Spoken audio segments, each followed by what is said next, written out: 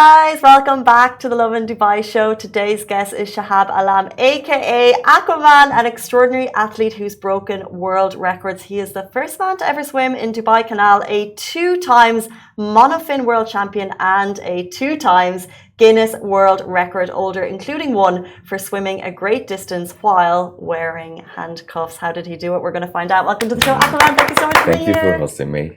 Happy to be with you. Thank you for being here. Honestly, looking at the footage of you with handcuffs and wanting to swim gave me a lot of anxiety. So it makes me want to ask you, you were the furthest swimmer in distance while wearing handcuffs. Why do you do it? I would like to show my sport in a different way. I would like to also to prove myself how far can I go with the thing that I love. I love swimming. And I didn't just wanted to make it as a long swim for everybody to watch. I wanted to make it an extreme challenge, and even for me, when I thought about it first time, I didn't know if this is something I can do, cannot do. But here, when you try the thing, when it comes as an idea in the beginning, you try and you see if it will work. So this gives me enough adrenaline that I need. Can we just give a visual representation of what this might look like? So which parts of you were cuffed and how far did you swim in that position? So like this, cuffed? Yeah. So the first one was the first one was handcuffs only. Was 2022, and then the next year, the second year, I decided to do handcuffs and leg iron. So the second world record was just a dolphin kick, and I couldn't do any other style. So that's what make it more hard. So explain what the second world record was. Dolphin kick, both parts cuffed for how long? For 6 hours.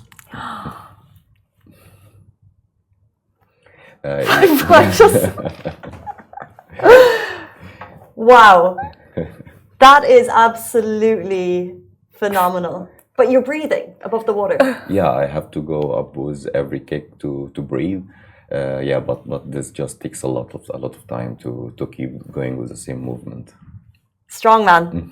I mean that's really I'm thinking and I'm trying to imagine myself doing it. But what technique did you use to be able to, if I was to, I would have anxiety and I would probably die. Of course, maybe I'm being dramatic, but do you learn a technique? There must be I don't know. A dolphin kick is the main technique. A dolphin.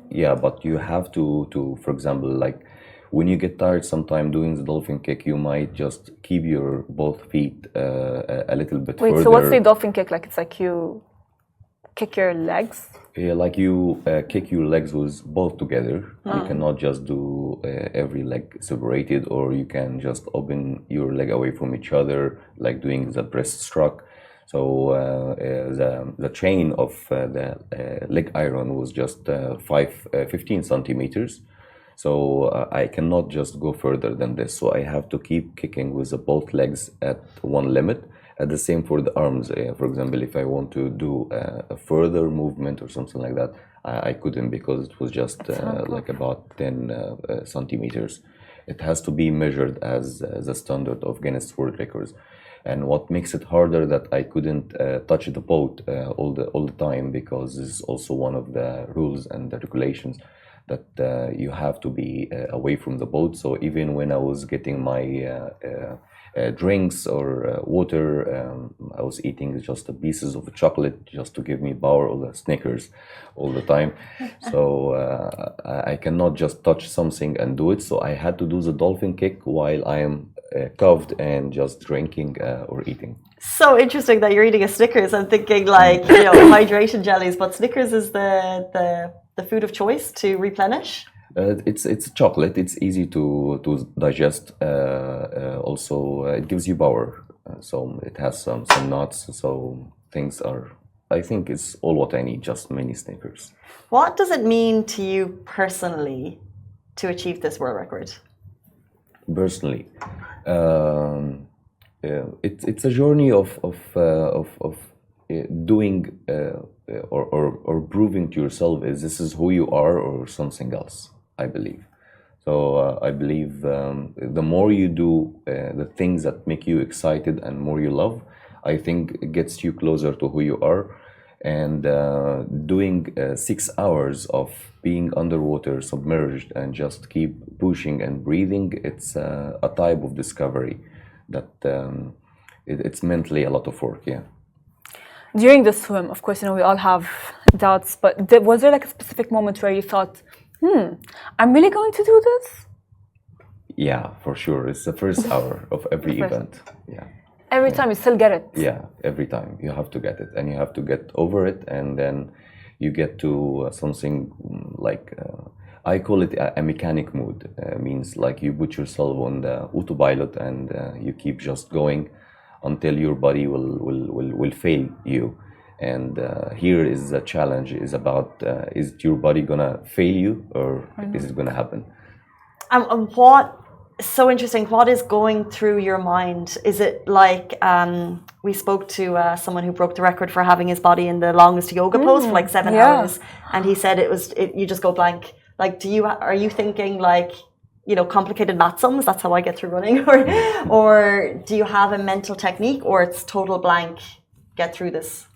It's the first part is full of noise.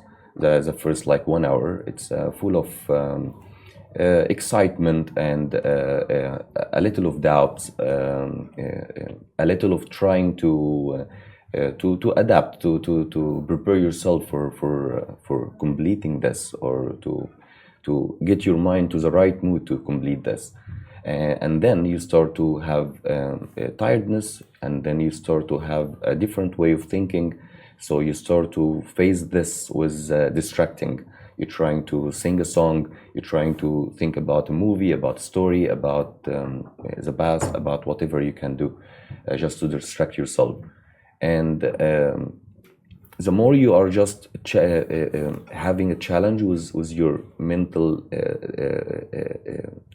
noise and the distraction that you're trying to do, you get to a mood of calmness and peace and just silence. And in this mood is just, I think it's a type of meditation. I agree. I imagine. Yeah, it's like I imagine that's what that's like. I think I'd be screaming. I'd be like, "Oh my God, I need help!" But I want to ask, of course, the swim must have had a lot of challenges come through. So if you can recall one challenge that was very unexpected that had happened during the swim, what would it be? Like something I would just think that could be unexpected to happen. A challenge. A challenge. Yes. I would say that in the sea is never unexpected, because you are facing a current, you're facing waves. You might just find yourself touching a jellyfish. So you never know.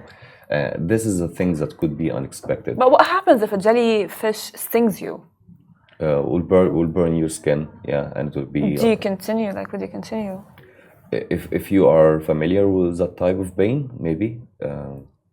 But if not, then you have just to scream and go outside to find something to put in your skin. But interesting on a jellyfish touching you, because that I would say would be a minimal risk in terms of what you do. And some people would say that pushing your body this much is more harmful than inspiring. How do you respond to that? Would you say it's safe what you do?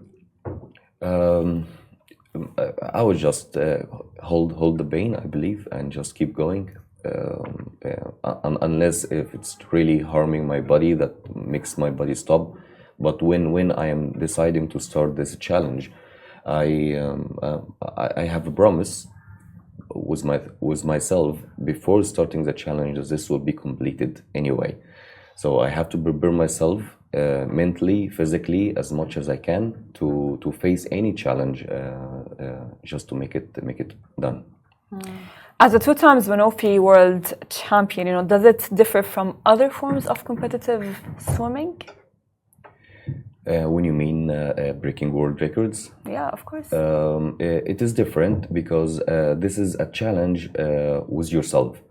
When I was competing with other people, also it was a world champions, but when you get to be the first place world champion, and then you ask yourself, what could be the reason for make you going? Is it just to challenge yourself? Is it to keep yourself on the top? I think we are competitive swimmers. We don't have, or any competitive athlete, we cannot just keep going without putting a goal somewhere in the front. This is what keeps us training, what keeps us waking up and train more and more. Without a goal, I believe that I won't be able to continue. Well, we will move shortly on to what goal is coming next, but I have to ask, in terms of your preparation, which do you think is more important, the physical aspect or the mental aspect to complete a challenge such as you've done? Long distance is a lot of mental challenge. You could be physically prepared, but if mentally you will fail to keep up, you won't be able to continue. Even if you are prepared to swim the longest distance ever, mentally has to be prepared. Yeah. Top notch. Do you ever feel like giving up? Like you were like in the swim and you're like, oh, why am I doing this to myself? 100%, yeah. And how do you combat that? Reminding myself how much I was tired to prepare for that, I believe.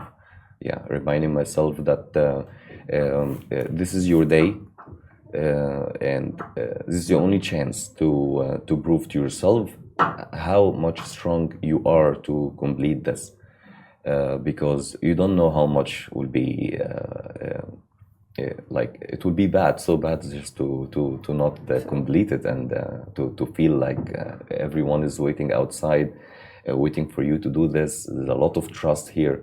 My group, the team is always with me, is just friends and family, and people that just volunteering to help me to achieve this dream. So I don't want to disappoint any of them. Yeah.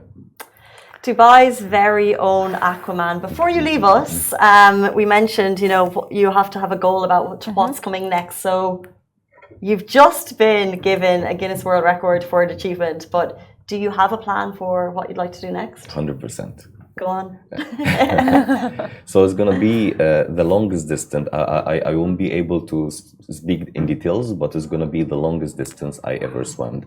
It's gonna be much more excited than even swimming with handcuffs and leg iron.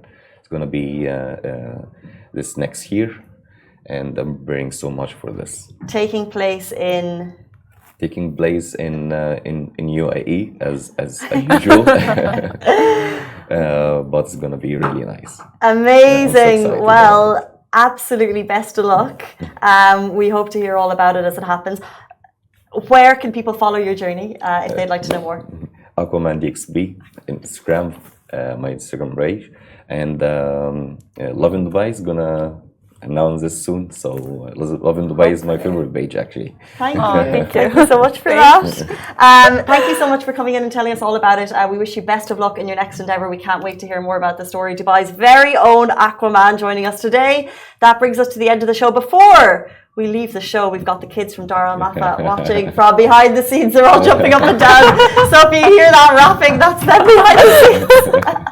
Hey guys, but that brings us to the end of the show. Thank you so much, and we'll be back here tomorrow morning, same time, same place. See you then. Bye bye.